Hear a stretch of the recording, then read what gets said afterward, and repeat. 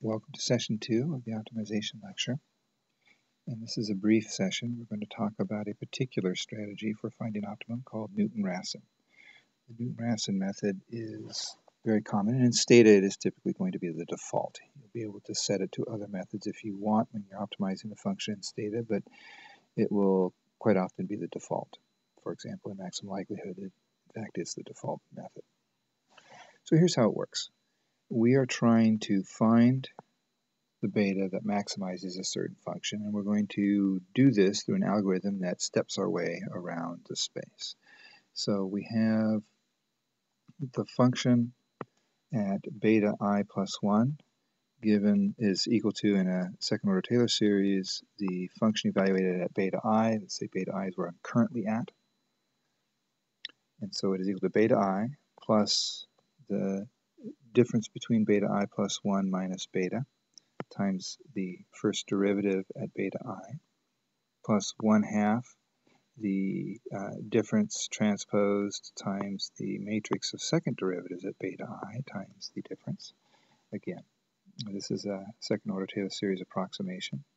It's an approximation because the full Taylor series would continue on with terms that go on at higher powers. We're ignoring that, and so it is a Taylor series approximation. So now we want to find our beta I. We take the derivative of the function with respect to beta I plus 1. That gives us the derivative with respect to beta I, the matrix of second derivatives at beta I, times the distance beta I plus 1, or the difference beta I plus 1 minus beta I. We set this equal to 0. We solve for beta I plus 1, and we get beta I plus 1 is equal to beta I, that's our current place, plus the inverse of the negative of the second derivatives times the first derivatives. The negative of the second derivatives can be thought of as the curvature, so we're taking the inverse of it, which can be thought of in matrix language as kind of dividing by, and we have our gradient. So basically what we have is the gradient divided by the curvature, which is just what we had before. And in fact, this is a simple representation of what we had intuitively thought would make sense, right? The larger the gradient, the larger the step, the larger the curvature, the more curvature there is, the less the step. So this is as we had before, in which our step factor is equal to 1. But this is a quadratic equation. And in fact, if the function you are optimizing is actually quadratic, then you would arrive at the optimum in one step. This, however, is not likely to be the case. So it's possible that we need to do something else. So for example, let's suppose that the red curve is an actual quadratic equation, and we are here at beta naught. The black curve is the curve that we are actually trying to optimize. So we're trying to get to beta star. Well, if you apply the above equation, it pretends that it is a quadratic, and it will step to beta 1. And you will end up here, and you will have overstepped beta star. On the other hand, it might be the case that, again, the black function is the one that we're trying to optimize. Beta star is the actual optimum. We are at beta naught. But the red curve is a quadratic curve. And in one step, you'll go to the optimum of the quadratic, but that may be too short. So depending on the differences between the function being optimized and the quadratic assumption underlying the Newton-Raphson, you can overstep or understep. So how do we account for this? Well, most of the sophisticated Newton-Raphson algorithms will account for it by applying a step length that is not necessarily equal to 1, right? So you start with it equal to 1, you solve for a particular value, and then you start changing delta, and you kind of go up and down.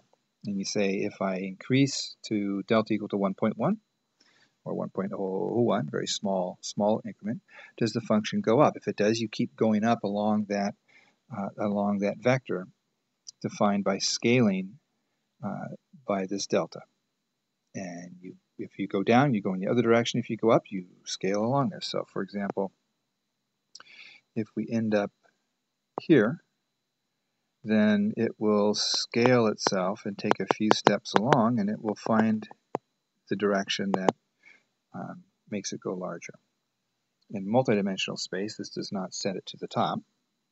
This just simply sets it at higher values of the function if you're maximizing until, of course, the shape of the function can cause it to deviate from that simple scalar approach. But nonetheless, with the Newton-Raphson, it will vary the step function to find the largest point along that particular gradient that you've specified. Something that's important to note with the Newton-Raphson, it has to do with our matrix of second derivatives. So H is our F double derivatives at the beta naught, or wherever we currently are at. And as we had said before in the previous session, that this, for it to be an optimum, this needs to be negative definite. What happens if where you are at, it is not negative definite? Well, let's suppose that right here is the inflection point. So if you were to evaluate the Hessian anywhere along the matrix of second derivatives, anywhere along here, you would find it being negative definite, because that's how the curvature is working. But once you get below this inflection point here, it's actually positive definite in this case. So let's suppose we are at the green point. We are right here. Well, the gradient is in the correct direction, right? The gradient is in the correct direction. But unfortunately, you are in a region that is positive definite, not negative definite. So what happens is that you will end up with where this used to be negative and negative gives you a positive, and therefore the overall will be positive. Now, this whole component is negative. The gradient is still appropriate in the positive direction. So you put the two together and you end up negative, which means you start going in the opposite direction. So this is a key hindrance in the Newton-Raphson algorithm, is that if you end up in a positive definite location along the side of a hill where the gradient is still going in the correct direction, you can end up actually moving in the opposite direction. Now, fancier algorithms will look around, so to speak, in their calculations and make sure that you're not doing that.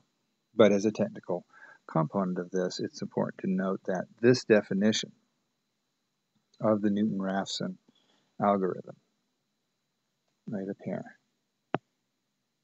and adding a delta in there if we want to for a step direction, just a pure application of this without adding some fancy ways of checking your steps, the pure application of this, it could actually send you in the wrong direction if you happen to be in a portion of the curve, as I mentioned below, where you actually are in a positive definite section. Even though you're trying to climb up the hill, you would end up heading in the opposite direction. This is a downside of the kind of pure application of the Newton-Raphson algorithm. All right, so this ends this very short session on optimization in Newton-Raphson algorithm. And the next one will be on a slightly different algorithm. We're going to go through a couple of different algorithms here.